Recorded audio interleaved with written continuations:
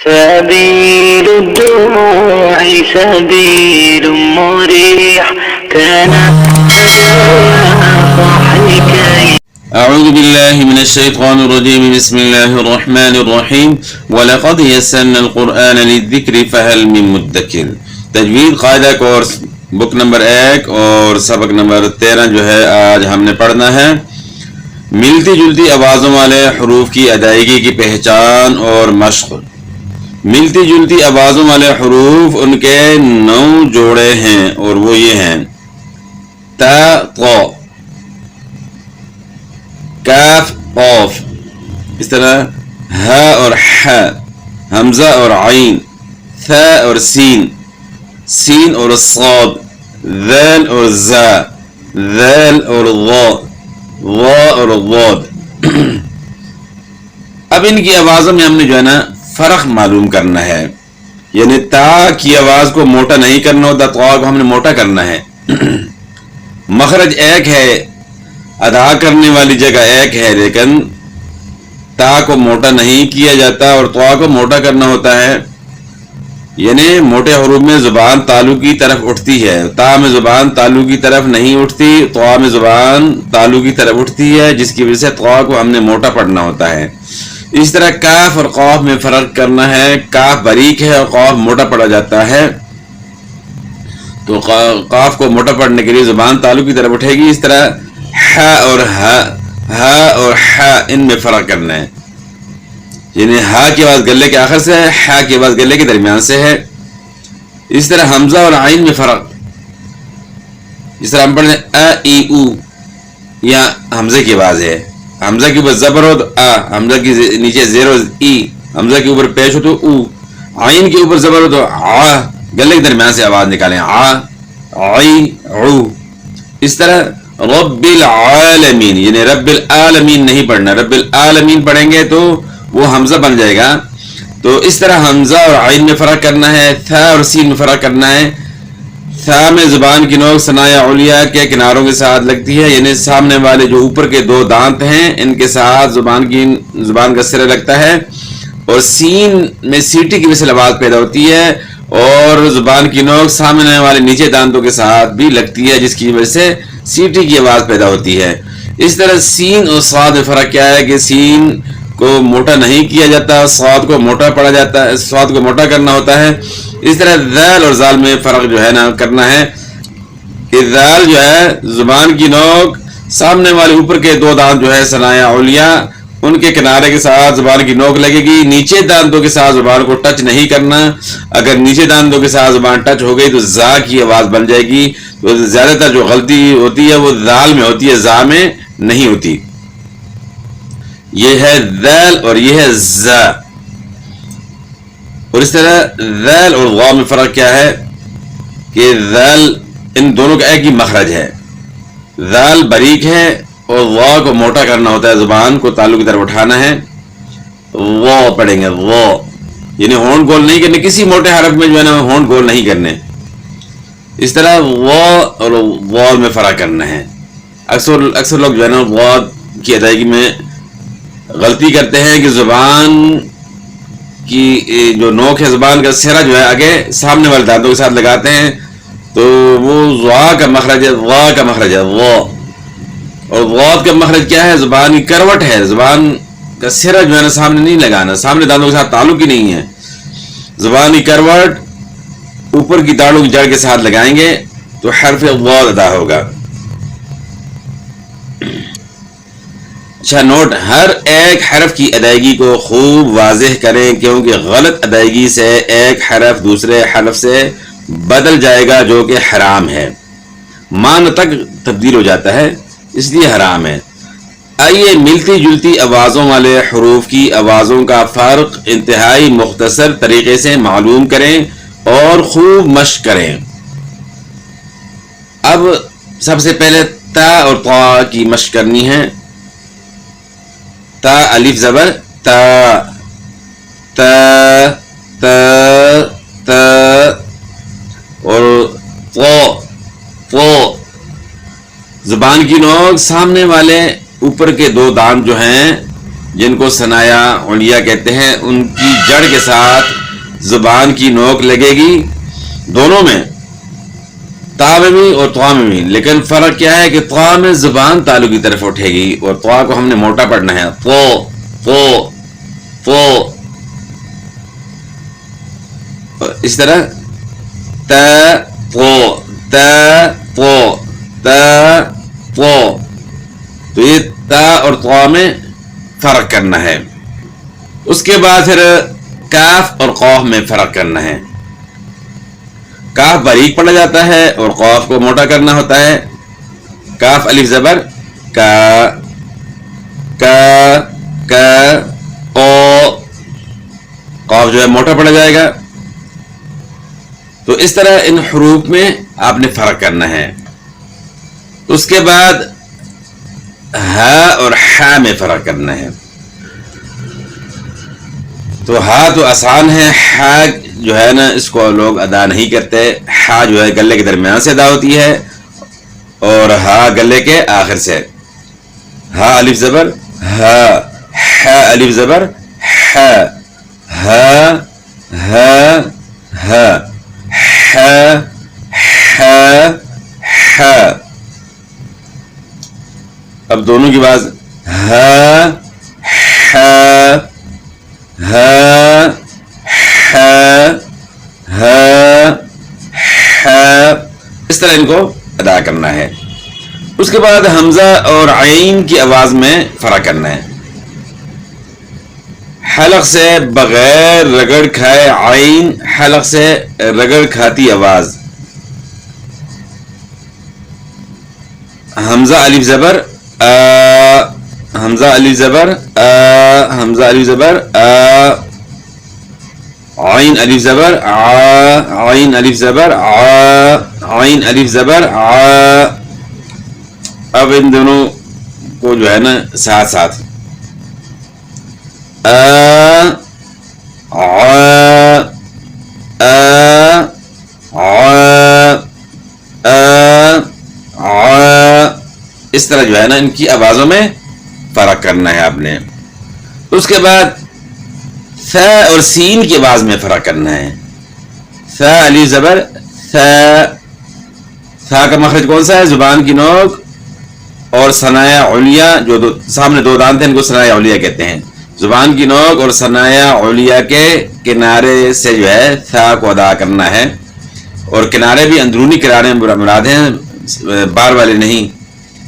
ثا پڑھیں گے تو اس میں آپ نے یہ دھیان کرنا ہے کہ زبان کی نوک سامنے والے جو نیچے کے دو دانت ہیں ان کے ساتھ ٹچ نہ ہو. اگر سامنے والے نیچے دانتوں کے ساتھ زبان ٹچ ہو گئی تو پھر سین کی آواز ہو جائے گی، یعنی سیٹی کی مثل آواز ہو گئی تو سین بن جائے گا.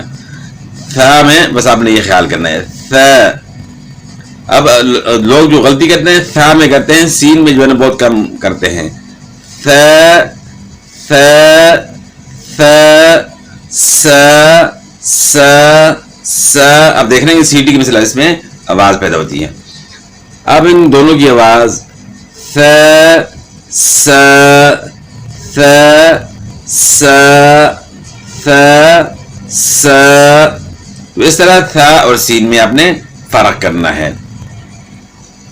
اس کے بعد سین اور صاد کی آواز میں فرق کرنا ہے، یعنی سین کو موٹا نہیں کرنا اور صاد کو موٹا کرنا ہے. ان دونوں میں زبان کی نوک سامنے والے نیچے دانتوں کے ساتھ ٹچ ہوگی اور معمولی سی اوپر جو دو دانتیں ہیں، سامنے والے اوپر کے جو دو دانتیں ہیں ثنایا علیہ، ان کے ساتھ بھی معمولی سی ٹچ ہوگی. تو اس لیے ان میں سیٹی کی مثل آواز پیدا ہوتی ہے. جس طرح زا کے اندر جو ہے سیٹی کی مثل آواز پیدا ہوتی ہے، تو اس طرح سین اور صاد بھی س س س. اب سین کو موٹا کریں گے تو صاد بن جاتا ہے سو سو سو. اچھا اب آگے ان دونوں کو ساتھ ساتھ س سو س سو س سو. اچھا اس کے بعد پھر ذال اور زا. ذال کی جگہ جو ہے غلطی کیا ہوتی ہے, زا پڑھ لیتے ہیں. تو ذال کا مخرج جو ثا کا مخرج ہے وہی ذال کا مخرج ہے, یعنی زبان کی نوک اور ثنائے علیا کے کنارے. اور زا جو ہے وہ زبان کی نوک ثنایا سفلا یعنی سامنے والے نیچے کے دو دانت جو ہیں ان کے ساتھ زبان کی نوک لگے گی, اور معمولی سی اوپر بھی سامنے والے اوپر کے دانتوں کے ساتھ بھی معمولی سی لگے گی. تو اس میں زا میں سیٹی کی مثل آواز پیدا ہوتی ہے. اوپر جو ہے نا سین اور صاد ہم نے پڑھا, اور اس طرح یہاں زا پڑھ رہے ہیں تو سین اور صاد اور زا ان کا ایک ہی مخرج ہے, ایک ہی جگہ سے ادا ہوتے ہیں. ان میں تینوں میں سیٹی کی مثل آواز پیدا ہوتی ہے, اور ذال جو ہے اس کا مخرج الگ ہے, یعنی زبان کی نوک ثنائے علیا کے کنارے ہیں. ز ذال ز ذال ز, ذال الف زبر ذ ذ ذ, یعنی نیچے دانتوں کے ساتھ زبان ٹچ نہ ہو جائے. نیچے دانتوں کے ساتھ زبان ٹچ ہو گئی تو پھر زا کی آواز بن جاتی ہے. تو زا جو ہے نا اس میں سیٹی کی مثل آواز پیدا ہوگی. ز ز ز. اب ان دونوں کو جو ہے نا ساتھ ساتھ ذ ز ذ ز ذ ز. تو اس طریقے سے ان کو ادا کرنا ہے, اس طریقے سے ان کی آپ نے مشق کرنی ہے اور ان کی ادائیگی کو درست کرنا ہے. اس کے بعد پھر ذال اور وا میں فرق کرنا ہے.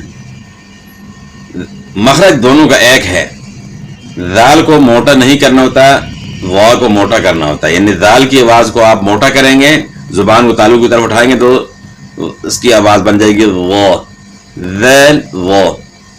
ذال الف زبر ذ ذ ذ وا وا وا.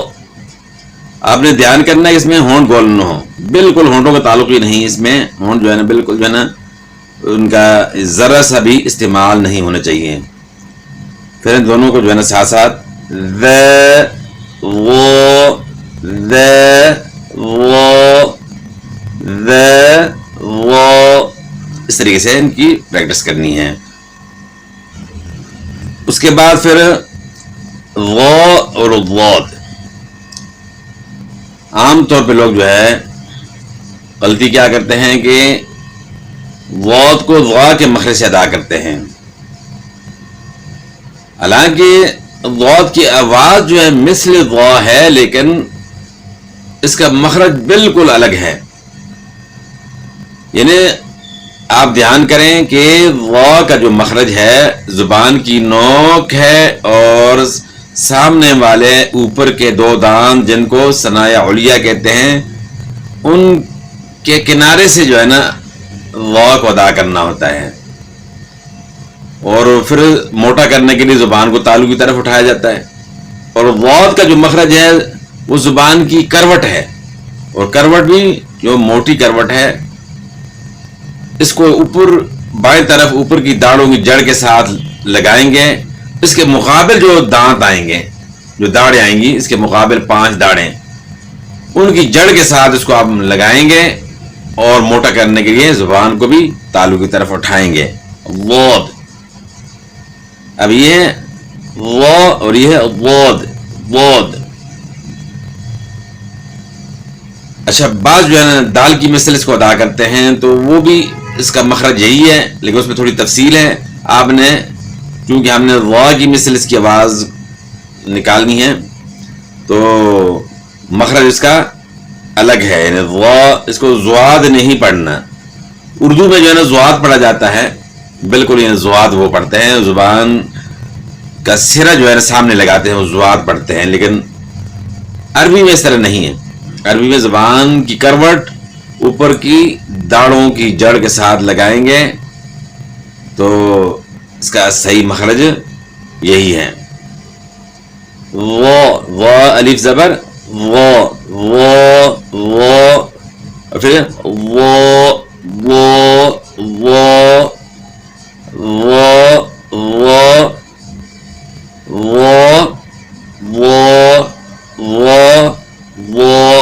آپ نے اندازہ کیا کہ آواز دونوں کی جو ہے نا آپس میں ملتی ہے لیکن مخرج جو ہے نا بالکل الگ ہے.